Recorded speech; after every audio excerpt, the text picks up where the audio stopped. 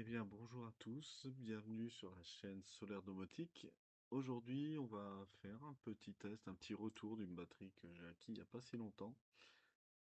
Sur la Ugreen Nexon 140 watts, 145 watts, pardon. Donc moi, je suis sur la version 20 000 mAh.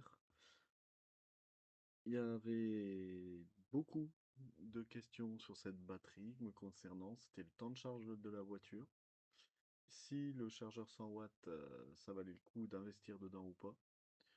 Combien de fois je pouvais décharger mon Samsung X25 et les plus et les moins de la batterie. Donc on attaque tout de suite par la recharge de la voiture.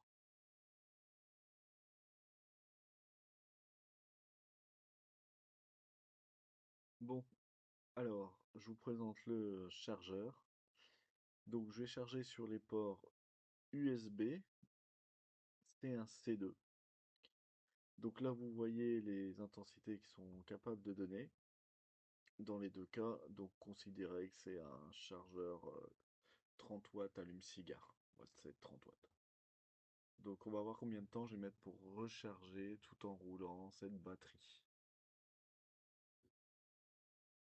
Donc, nouvelle vidéo avec le même chargeur qu'on a présenté juste avant où j'ai rechargé ma batterie en 3 heures.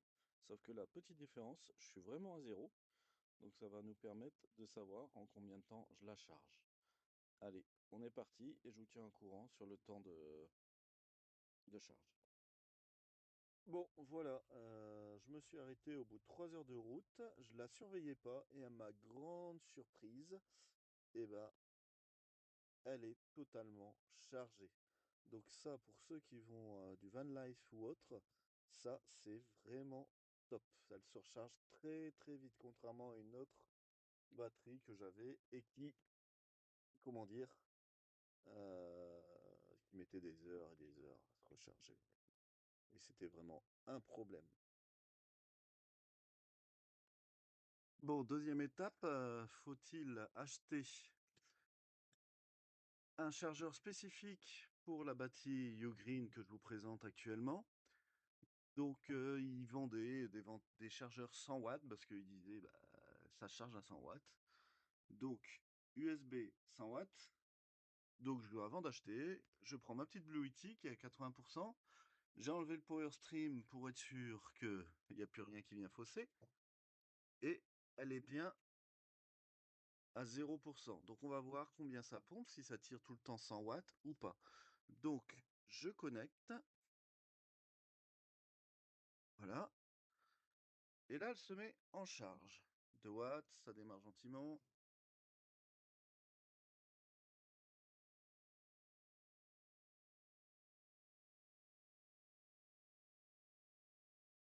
Avec le Home Assistant qui est relié sur la Blue Yeti, on va pouvoir donc déterminer si ça, jusqu'à combien de watts ça monte en fait, s'il faut vraiment acheter un chargeur spécifique 100 watts.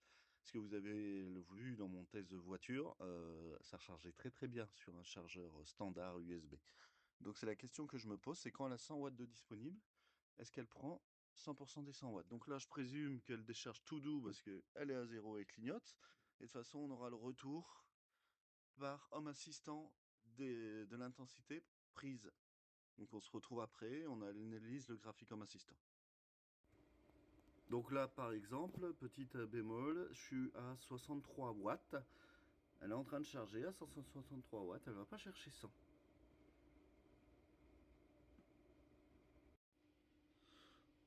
Bon, voilà.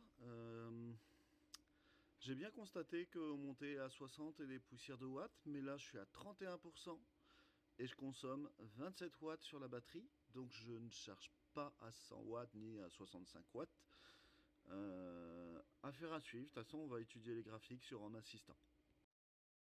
Donc voilà, on est sur Home Assistant et on va aller voir ensemble comment ma batterie a chargé. Hop, je vais couper pour le stream au passage. Batterie de stockage, sortie d'essai. Donc je l'ai rechargé ce matin, moi. Donc du coup, on peut constater que j'ai démarré sur les coups de 9h25 et ça s'est arrêté sur les coups de 11h. Donc là, 9h20, 25, allez, on va dire 25. et ça s'est coupé sur les coups de... Pardon, il était là, après c'était le power stream, 11h25. Donc il faut 2 heures pour la recharger sur un chargeur qui est capable de délivrer 100 watts. Par rapport à la voiture, on gagne 1 heure. Bon, ok. On voit clairement que ça monte doucement, mais à ma grande surprise, vous voyez, c'est que ici, j'ai eu deux pics à peine à 80 avant que ça redescende, mais aussi j'ai eu toute une zone à 27 watts. Comme si elle était dans la voiture en fait. À ma grande surprise, à 27 watts, ici je suis à 63, moyenne 75, max 78. Est-ce que j'aurais dû mettre les deux câbles pour charger plus fort? Je ne sais pas. Euh, mais de toute façon, que je mette les deux câbles, à mon avis, c'est pas ça qui va changer énormément. Donc voilà, je gagne avec un vrai chargeur 100 watts par rapport à une charge de voiture, je gagne 100 watts. Voilà pour la différence. Je gagne 1 heure, pardon. Voilà pour la différence entre une charge d'un chargeur standard et un chargeur 100 watts. Donc voilà, voici les conclusions de la batterie. Sur une charge de voiture, c'est environ 3 heures. Sur la charge secteur de 100 watts, vous avez vu ensemble, c'est 2 heures. Nombre de cercles décharge possible sur un Samsung S25, je suis arrivé à 3, c'est déjà pas mal, hein, pour un... Par contre, il était vraiment déchargé, je pense que j'étais à 5% à chaque fois. Chaque fois, il est rechargé pleine vitesse. Donc franchement, bien. Les moins, c'est la durée de vie du câble. Alors ça, c'est pas une sangle, c'est un câble. Et ici, vous avez la prise USB à ce niveau-là qui vient sans cliqueter. Honnêtement, c'est pas terrible ce truc-là. Le câble m'a l'air de très bonne facture, ça a l'air de tenir, mais ça, c'est pas une sangle en fait. Ça, c'est... Il n'y a pas de trou, vous voyez, pour mettre une autre sangle. Donc ça, c'est dommage qu'il n'y ait pas un truc pour la verrouiller à votre poignet ou autre. Mais bon, passe. Le poids, effectivement, bon, on n'a rien sans rien. On a beau dire, c'est le poids, mais dans le sac à dos, on sent pas grand-chose. Euh, les plus, la charge rapide, on a vu 2 heures pour recharger, c'est très très bien. 3 heures dans une voiture, c'est top. Et les équipements compatibles qui sont compatibles sur la décharge rapide, s'il faut envoyer des watts, elle va envoyer des watts. Ce que j'ai pas précisé, c'est que ici vous avez un autre port de recharge en USB-C, donc charge, décharge. Et ici vous avez un USB-A tout à fait classique pour connecter autre chose. Je l'ai touché en vente privée à même pas 40 € sur Amazon. Là, ça vaut le coup.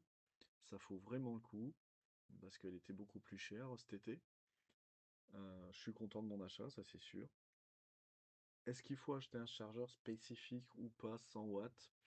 En ce moment, Ugreen fait des promotions, les 100 watts, je sais plus, sont à 25-30 €. Si vous en avez pas chez vous, ou vous avez des vieux, oui, ça vaut le coup. Moi, je la recharge en 3 heures sur un chargeur standard. C'est amplement suffisant. Donc voilà, c'est ma conclusion.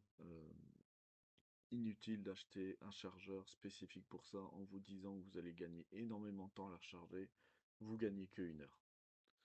Donc voilà, n'hésitez pas à vous abonner sur ma chaîne. Je vous souhaite une bonne soirée et un bon courage.